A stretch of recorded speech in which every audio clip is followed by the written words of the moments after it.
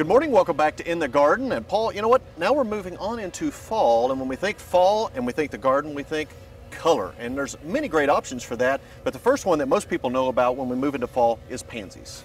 Love the pansies, and they love the weather. You know, you plant them now, they'll continue to give you that color well into winter. They'll rebound again in spring.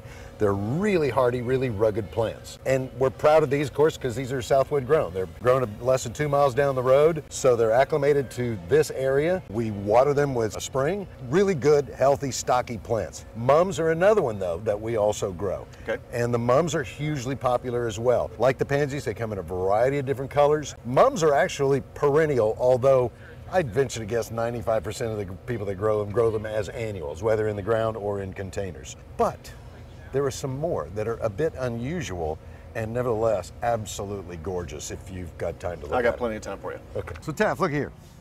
Ornamental peppers. They're beautiful. They really are. They just really give you that pop, again, in containers or in the ground. If you want to create a nice little fall display on the front porch with hay bales and stuff like this, this will really give you a nice blast of color. Yeah.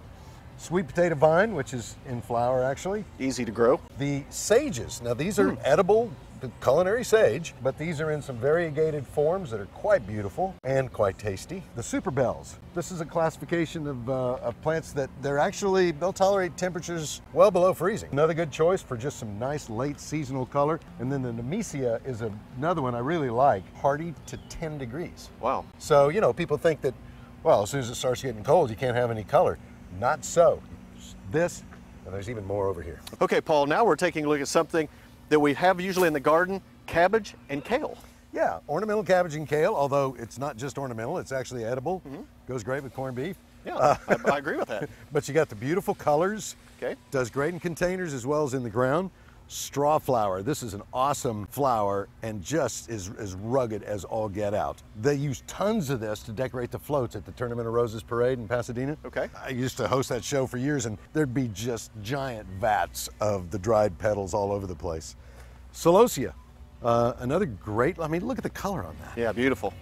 Holy cow, and look at how many of the bees and the butterflies are just really digging it. And then here's one I really love. This is Japanese red mustard, which I actually usually grow in spring and in fall, but it's got that ornamental look just by virtue of its color. And let me tell you, the flavor of this stuff is fantastic. You don't need mustard on your sandwich when you have this. Really? Very good. It is good. I'm taking it with me. Okay, one last table I got to show you. All right, let's go. All right, Taft, here's another edible that makes a great ornamental, Swiss chard. Okay. In this case, a rainbow mix of colors. The stems are so beautiful, and they too are edible, by the way. I just love this. You know, you can grow this from seed. It's fairly easy to grow in the garden, but here we've got the transplants all ready to go, so boom, instant.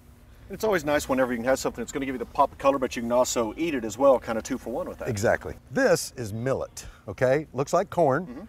It is related, it's a grass, but it develops this really purple color on the leaf that is just gorgeous. This will get 5 feet tall. And if weather holds, it'll produce the seed heads, which are also very beautiful. But I love this stuff. I mean, in containers, again, if you're trying to dress up the porch or the patio for fall, this is a great thing to include.